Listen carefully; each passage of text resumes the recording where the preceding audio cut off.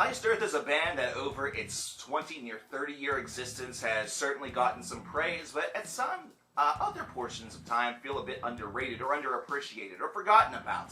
Almost like a band that had a very great initial age or offering, and then, thanks to some of the things that happen in the music universe, such as lineup changes or real life, have kind of gone and underwent some bumpy times and some strange waters. Now, we need to talk about these albums because there's 12 albums in the Iced Earth discography. Some of you may not even be aware of that, considering you've only been a fan for one era and have maybe not been too keen on exploring backward or forward, all depending. So let's talk about these albums and let's find out where they rank.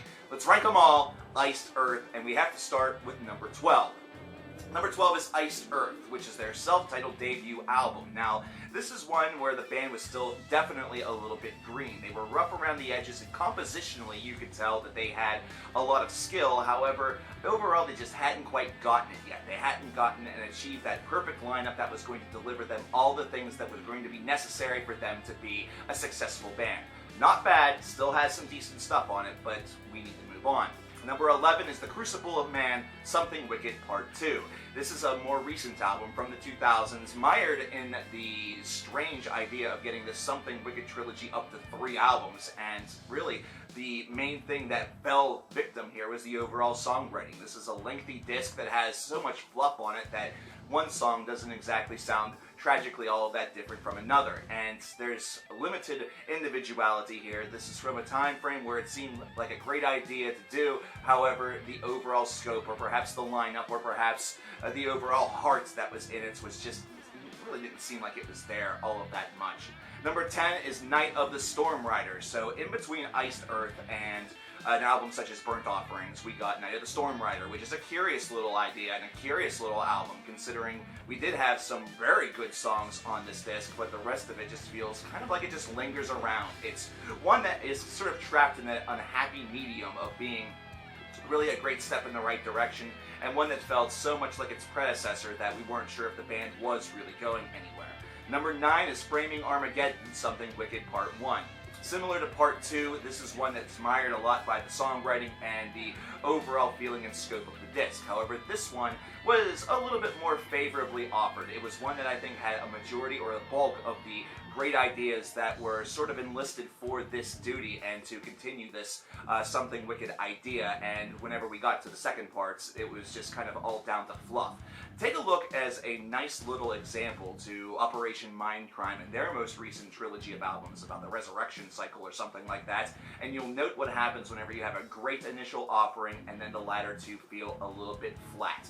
Number 8 is Dystopia, a more recent release, one that seems to really have the feeling of Iced Earth starting to return to form a little bit and get back some of that oomph and that gratitude that they had from years past, and this was a disc that was able to sort of push them even further in that direction. This came after all of these struggles from the 2000s and seemed to sort of exonerate some of those demons and exorcise some of them from the band's body. Instead of having the overindulgence from the Something Wicked trilogy albums, we instead were treated to a more direct approach, and one that, while it still had a lot of storytelling behind it, felt a little bit more focused.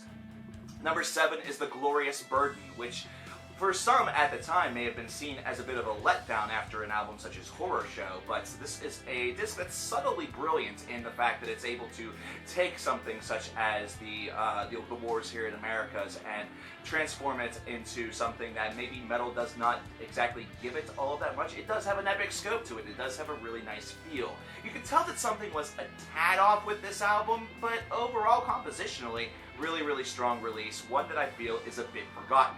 Number 6 is Incorruptible, going back to that idea of some of the newer albums that this band's been able to deliver. This one, again, just continues to have a little bit more of that focus-driven melody and some of that focus-driven songwriting that we knew from Iced Earth in the past. And it was a nice and welcome respite, something that we were hoping for quite so long, and we were sort of we didn't like the fact that the band had gotten so sidetracked, so this is a nice little return to form also.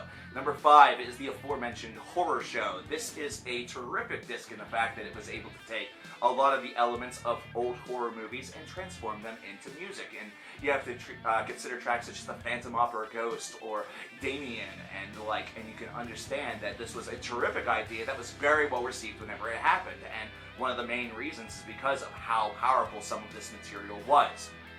Damien, for example, was a large, sprawling track, one that had intense thrash riffing, then fantastic vocals, a very haunting and evil middle section, and it just overall gave this album a nice feel. It was one that was a bit hokey at times, or at least in the eyes of some, it may have seemed like a pet project that really couldn't be seen as a true album or something like that. I think these people that say this filth are loonies, considering this is a really strong disc and it's worthy. It's worthy for their initial offerings within the Iced Earth catalog. So scope this album out if you haven't. It might be something that leads you down the path of watching more horror films. Who knows? Number 4 is the Dark Saga. This is from the middle of the 90s and it's a great disc. It's one that has a lot going for it, but it was coming within a cycle of albums where things were kind of, going up and down, and it had the unfortunate duty of trying to follow up an album such as Burnt Offerings or Something Wicked, or, one of those terrific affairs from their 1990s catalog, and so it feels a little bit forgotten. However, this is one where the band is able to expand itself and show more of what it's able to do. Instead of having to just go with one speed or with one direction or with one emotion, the Dark Saga showed the ability for them to expand that and make it a little bit larger. So you could see this album as a necessary step back in order to build a step forward into over-expanding their horizons. Number 3 is Plagues of Babylon. Wow, you want to talk about return to forms. You want to talk about a disc that has a lot of strength and power behind it. You want to say that Iced Earth has been dead for a long time? You're really incorrect on that statement. Plagues of Babylon was an album that showed that this band is still alive and well and still has a lot of things that could potentially be offered. Now, this is one that also is, I think, a bit often forgotten or much maligned, and that, I think, is a real shame considering it shows that Iced Earth still has the propensity and the potential, even amid all of the different things that were sort of going on behind the scenes or within the membership, they still have the ability to craft and create, write, and perform terrific music. Number 2 is Something Wicked, This Way Comes. This one may be seen as the true legend. This one may be the one that is seen as the true number 1. However, it's one that also did something that was perhaps more important for this band. It was able to garner them a lot of forward-thinking and a lot of fan base. It was able to be a bit of a breakthrough for this group, and based off of that, it was also granted this because of the strength of the album itself. At this point, they had already had a couple of albums underneath of their belt, so the band were no longer spring chicken rookies. Instead, they were able to go in and write a very focused album, one that has a lot going for it, and again, some of the tropes that Iced Earth had going for them, wanting to expand with multiple sections to a last song, or trying to write some epics, was really exposed as not so much a drawback or something that they absolutely have to do, sort of an addictive element, but instead a strength.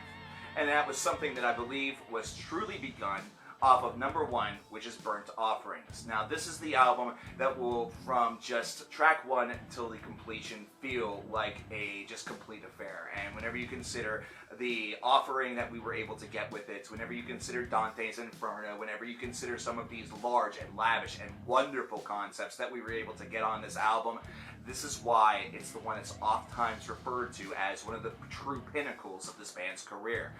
Somehow they were able to catch that lightning in a bottle and sustain it and really use it not so much as just a way to craft a genius album, but also to have also serve as a bit of a launch pad for them for the couple of albums that would follow it.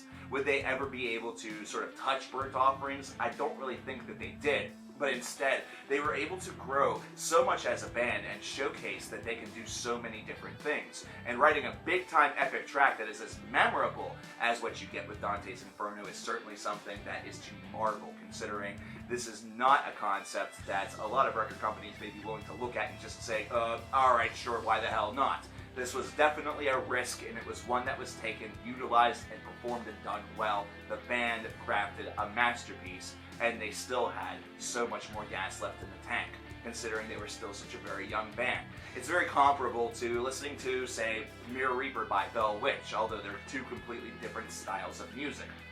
Here's a band that had been going at it for a couple of albums, and then they are able to go into the studio, hone their craft, and really shape a masterwork. And that's something that is every band's hope, but few bands are ever able to truly make that fantasy into a reality. And Iced Earth did it with Burnt Offerings. Well, there's the list, ladies and gentlemen. What is your list? What are your your rank 'em all of Iced Earth? Leave that in the comments below. My name is coverkillernation, and I'll talk to you guys next time. Take care. And oh, of course, don't forget, if you don't know much about Iced Earth, or there is a couple of albums that are missing from your collection, go into the description box and scope out the Amazon page. Maybe you'll be able to find a couple of those that you're missing from your collection, and it helps out the channel in the process. Once again, I'm coverkillernation.